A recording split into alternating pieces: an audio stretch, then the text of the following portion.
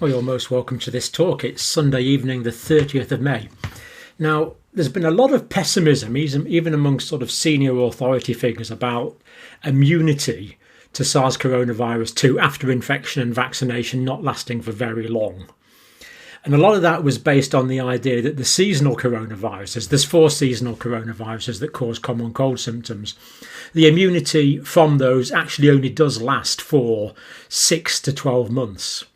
But I think we're getting some much more optimistic data coming out now, indicating that my long-held view that there's likely to be long-lived immunity after SARS coronavirus 2 is starting to be supported by the data. Now, the first paper we want to look at briefly is this one. Duration of antibody response after severe acute respiratory syndrome. Now, this came out in 2007. So, of course, this is talking about SARS coronavirus 1. The pandemic, it was a pandemic. It spread to a few countries in 2003. Nothing like on the scale of this one, of course. So duration of antibody response after severe acute respiratory syndrome, 2007. 176 subjects. SARS-specific antibodies were maintained for an average of 2 years. Remember, this is SARS coronavirus 1 from the 2003 outbreak. Significant reduction in immunoglobulin G in the 3rd year. So from that, it's looking like the immunity lasts for about 2 years from SARS coronavirus 1 from the 2003 outbreak. So that was the first paper, and people have focused a lot on this to be pessimistic about the current outbreak. But this is from the British Medical Journal, so this is the next paper we're looking at here. That's this one. Do many people have pre-existing immunity? Quite a fascinating article, actually. It talks about a whole range of things related to immunity. Well worth a read. The link is there. Just click on it. But the thing I wanted to point out from this article is that it's, as well as talking about the antibody response, it's talking about the cellular response. But T-cell studies allow for a substantially different, more optimistic interpretation compared to just looking at antibodies, is what this paper talks about. So let's go on and look specifically now at one of these papers, and that's this one. So in this paper here, so let's look at this one now. Now this actually came out in 2020. SARS coronavirus 2 specific T-cell mediated antibodies. Now remember, these T-cells are the T lymphocytes. Just a quick revise, we've done this quite a few times, but the white cells, the protective cells, are the lymphocytes. One type of white cell, the lymphocytes, and there's 2 sorts. There's the large and there's the small. The large are the natural killer cells that we've looked at before that kill virally infected cells. The small are divided into the B and the T lymphocytes. So we're talking about the T lymphocytes here. So the small lymphocytes are the B and the T lymphocytes. And the T are important because there's T helpers, T suppressors and T cytotoxic cells. So it's the T helper cells that help the B cells to make the antibodies. That's the way it works. So we're talking about these T cells, that they're a type of white blood cell, a type of leukocyte. Anyway, back to the paper. Now, only 36 patients involved in this, but published in Nature in 2020. Now, in these 36 patients, in all of these individuals, we found CD4 and CD8 cells that recognise multiple regions of the N protein. That's a bit complicated already. But the CD4 and CD8 are both types of T lymphocyte. Both types of T lymphocyte. The CD4 are actually the T helper cells, and the CD8 are actually the T cytotoxic cells. But anyway, in patients that have been infected with SARS coronavirus 2, they found these cells that were activated to multiple regions of the N protein, the nucleoplasmid protein. More on that in a minute.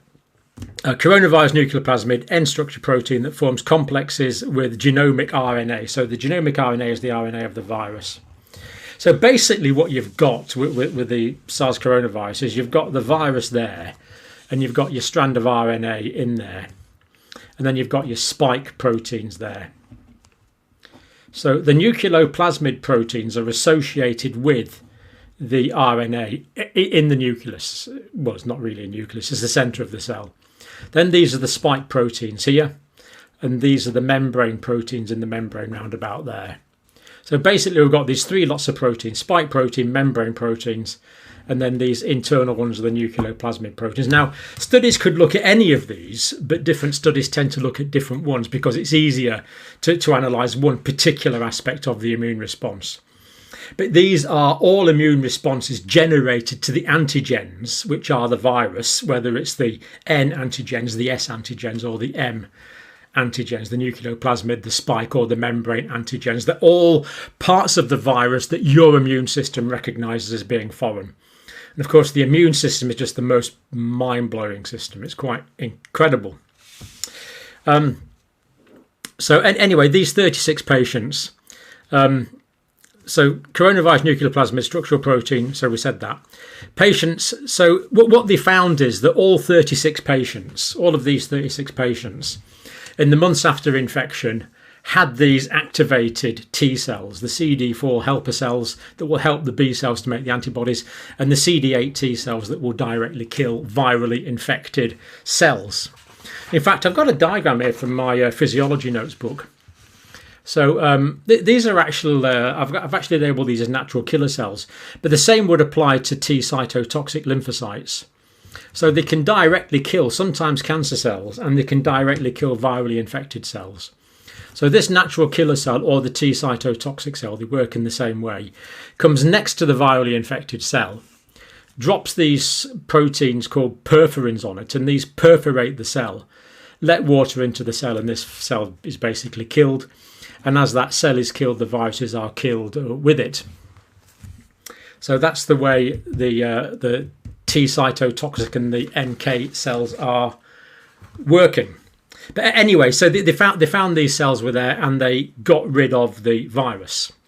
They were effective, and they were still there after the infection.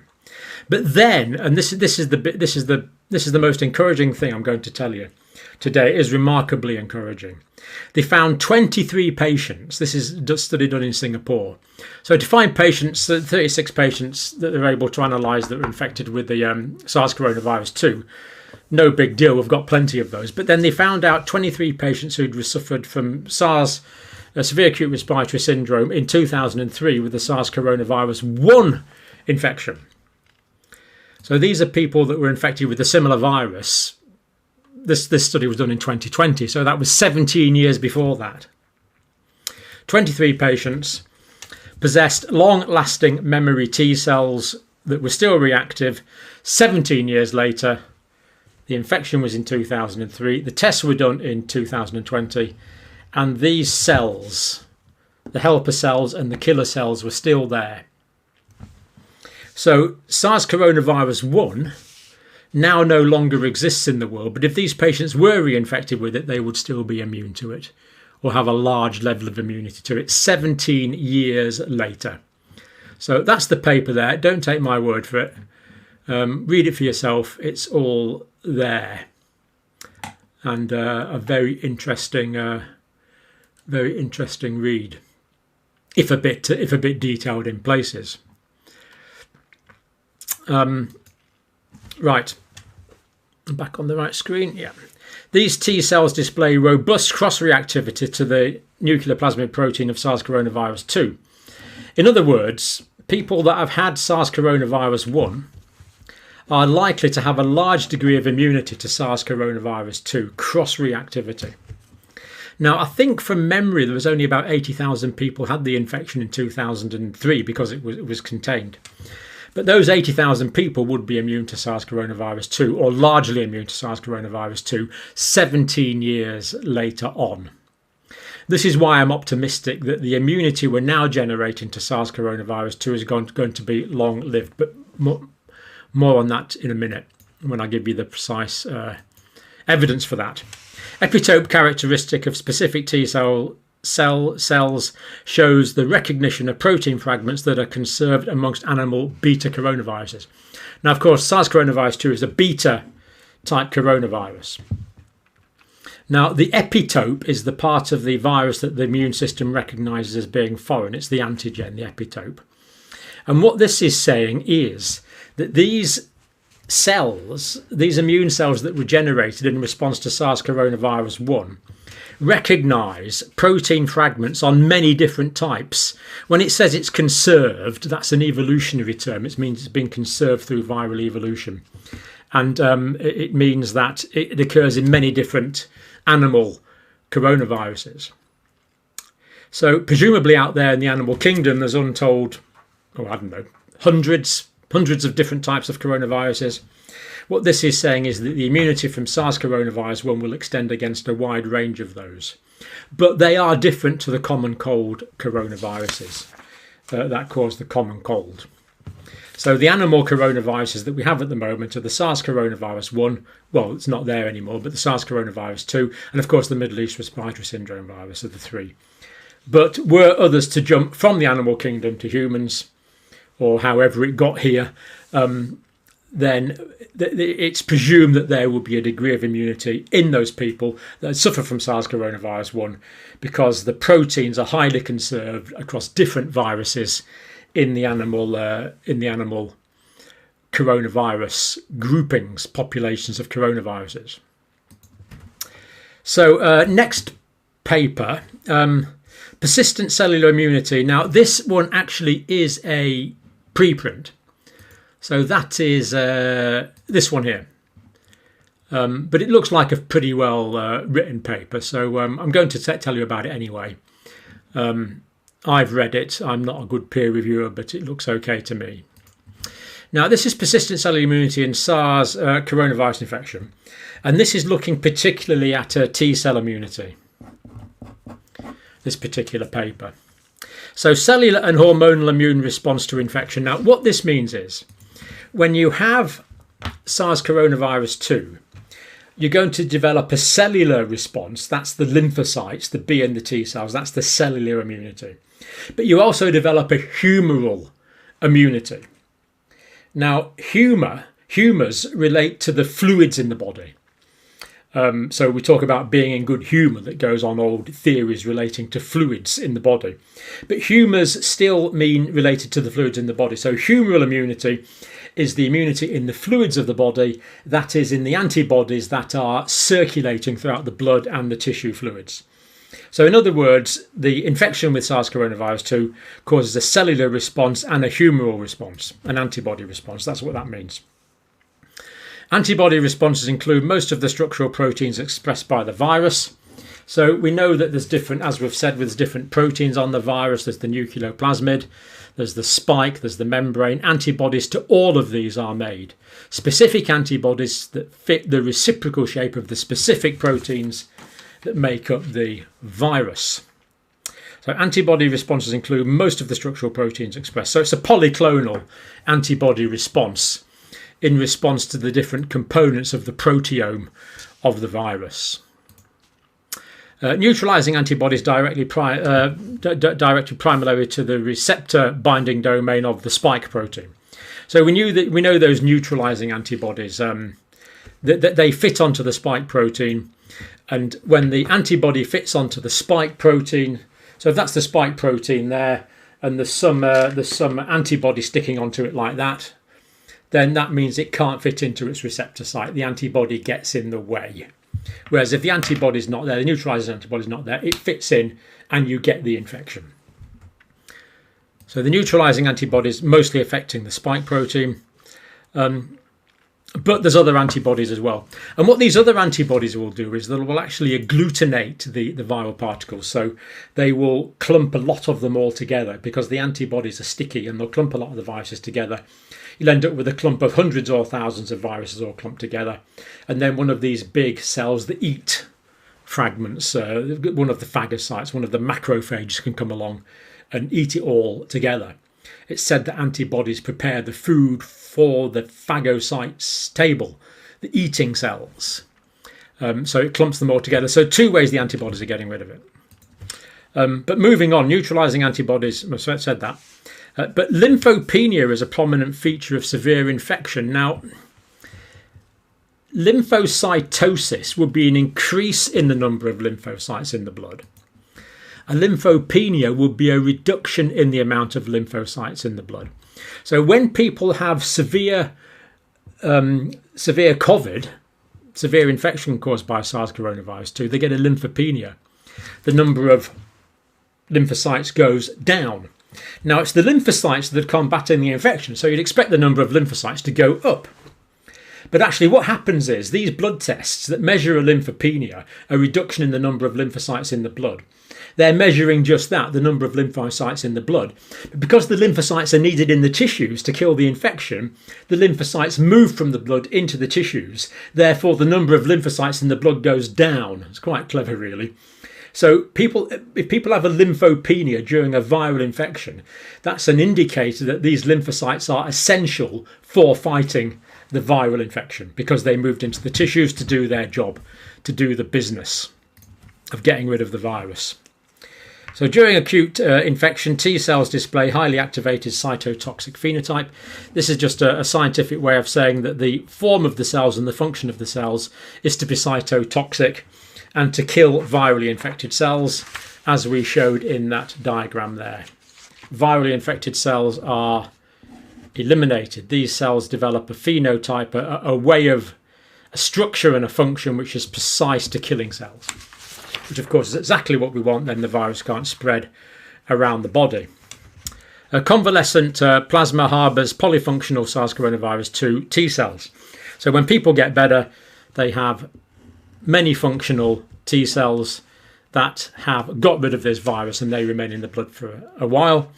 But then these cells often display a stem-like memory phenotype. Again, phenotype is the structure and function that you actually see. Stem-like means it's related to stem cells. So related to stem cells, and stem cells are any cell which is capable of further differentiation. Now I know it's getting a bit complicated today, but I know quite a lot of you like this kind of stuff. So let's just look at this in a little more detail. So this is from my physiology book.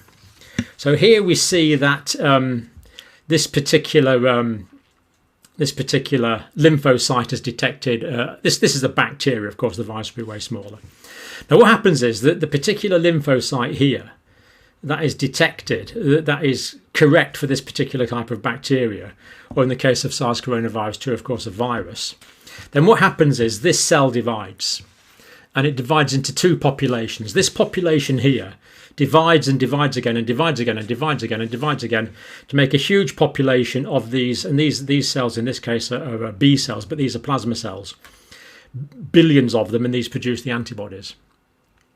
But we get the same thing with T cells. We get proliferation of T cells as well.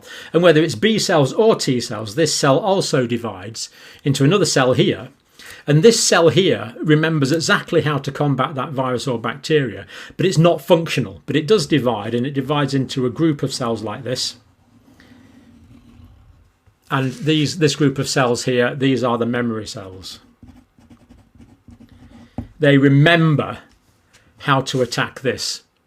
And then if the infection comes along again, some of these can divide again into more that produce a population of the effector cells. So we have these memory stem type cells in the B and T response. The immune system is absolutely incredible. And these have cross-reactivity with seasonal common cold coronaviruses. Now, why is it that some people get severe infection with SARS coronavirus 2 and other people get less severe infection? Well, we know about all the risk factors and the comorbidities. But even so, you can get someone with the same comorbidities, the same age, same sex. One gets bad disease, one doesn't get bad disease. The answer may be that the one that doesn't get as bad disease had infection with the seasonal coronavirus 3 months ago, had a common cold with it, and had a degree of immunity, because they were still within that 6 to 12 months where the immunity lasts after the SARS, after the common cold coronaviruses. So cross-reactivity could be a factor in determining that, and the authors do say it could be associated with a milder course of disease. Coronavirus levels persistent immunity.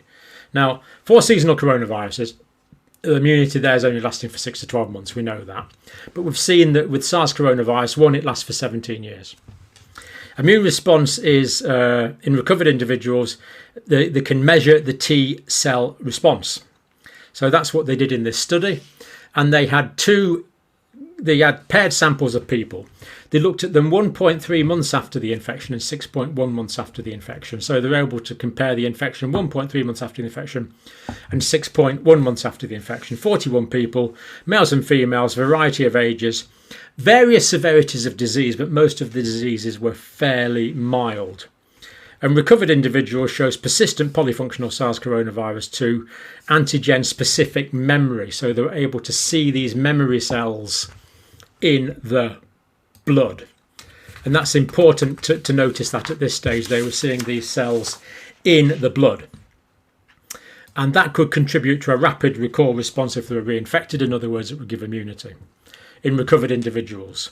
So enduring immune alteration numbers in the blood of CD4 helper cells, CD8 T cells, cytotoxic cells in the blood up to 6 months after infection.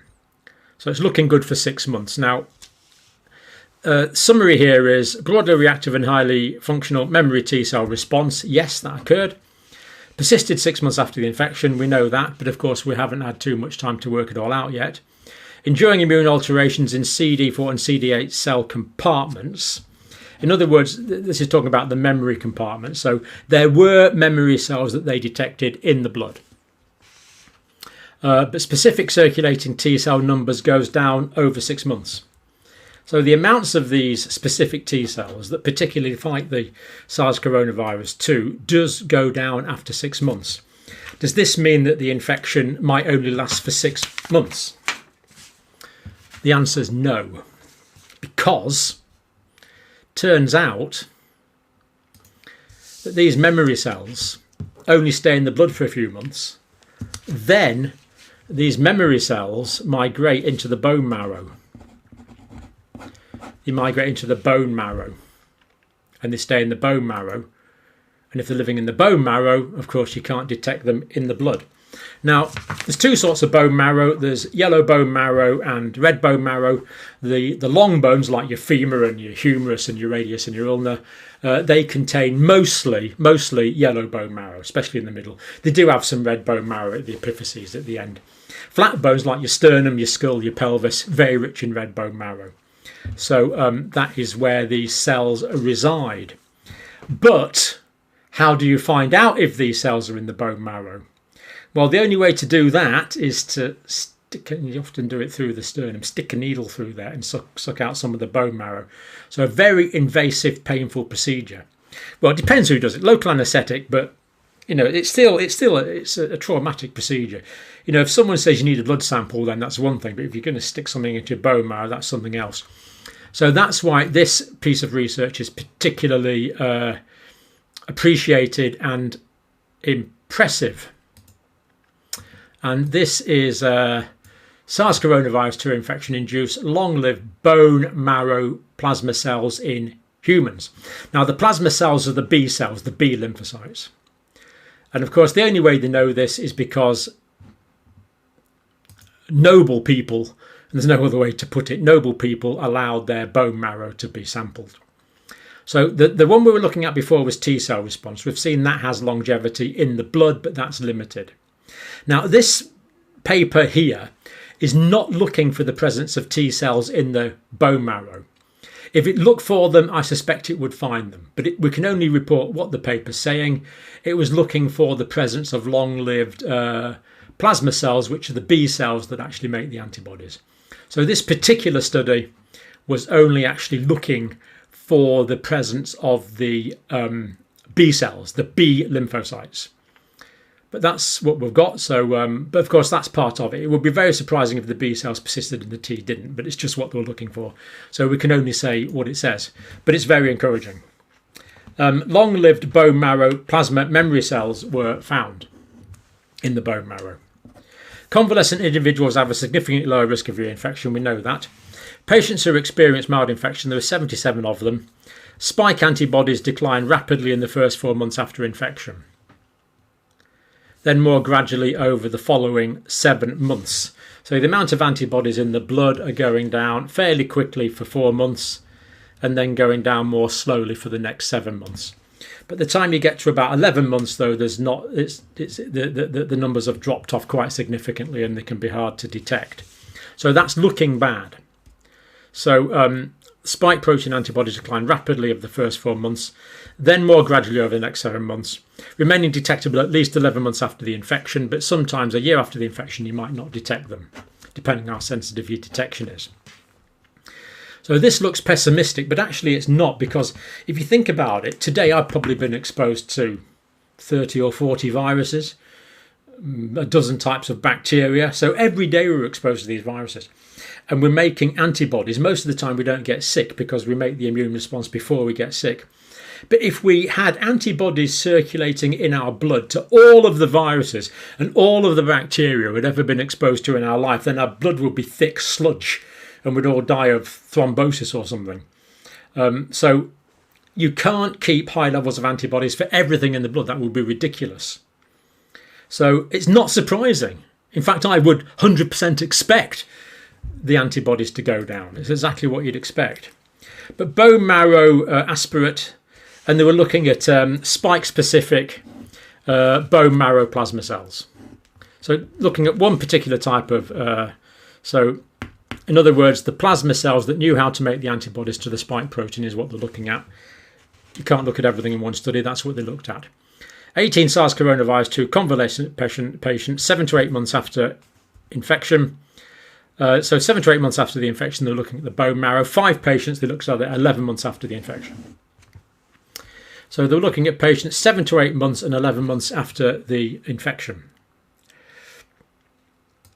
Now, some patients were vaccinated towards the end of this experiment, so that they dropped out. This is looking at natural immunity.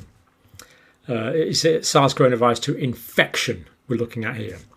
So 7 to 8 months and then 5 patients at 11 months. Numbers don't sound good, but if they all have it, then that's pretty promising, and they did. So 7 to 8 months, there was no plasma blast cells. Blast cells are cells that produce something. In this case, they produce antibodies. So 7 to 8 months, there was no specific B lymphocytes. That's no specific B lymphocytes, blast cells that make the antibodies in the plasma. They weren't in the plasma anymore. There were still some antibodies that lingered on, because antibodies can linger on for a few months, but the cells weren't there. But they did find the cells in the bone marrow. Now, as well as that, here they had 11 patients who had not had the infection, who also volunteered for bone marrow samples, and none of those had these cells. But the ones who, these patients here, 7 to 8 months after infection, and a few patients 11 months after infection, they had these specific bone marrow plasma cells. In other words, these B lymphocytes, they had that in their bone marrow, just waiting in case it had to do its job again. They were there, waiting in the bone marrow with the memory of exactly how to combat this virus. Quite amazing, the immune system. We demonstrated, direct quotes, we demonstrated that S-binding bone marrow plasma cells, in other words, the B lymphocytes, are quiescent, they're sitting there quietly, indicating that they are part of a long-lived compartment, a long-lived immune compartment in the bone marrow.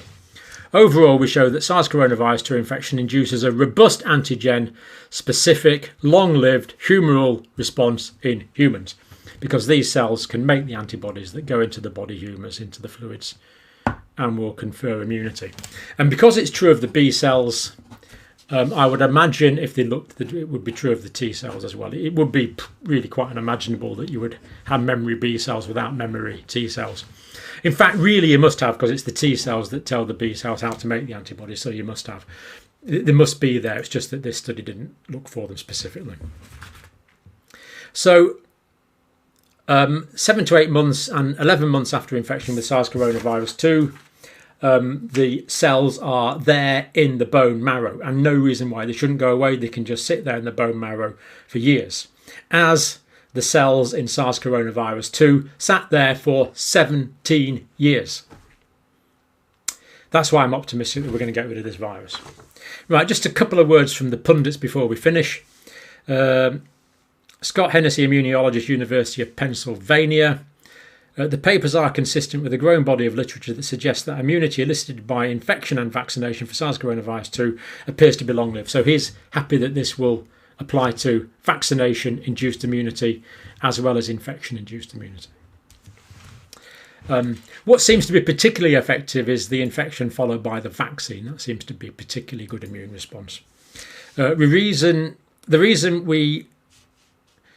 we get infected with common coronaviruses repetitively, that's the common cold coronavirus, just throughout life, might have much more to do with the variation of these viruses rather than the immunity.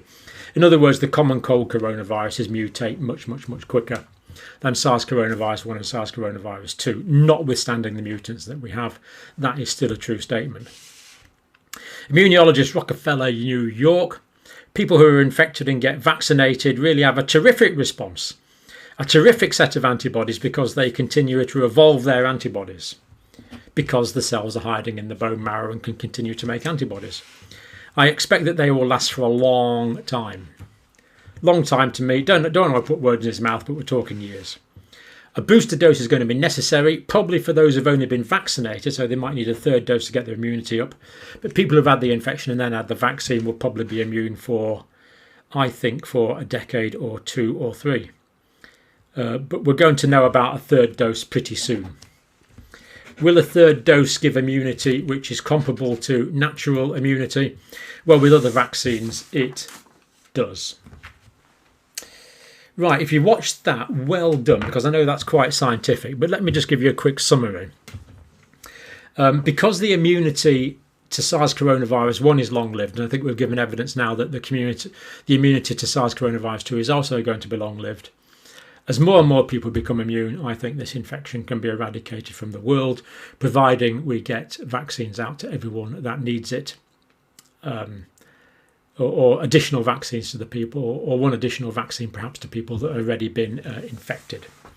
So cause for optimism in the medium term. It's going to take a few years, a few seasons to get rid of it. Now, I might be wrong. Some senior doctors in the UK have said this is going to become endemic indefinitely.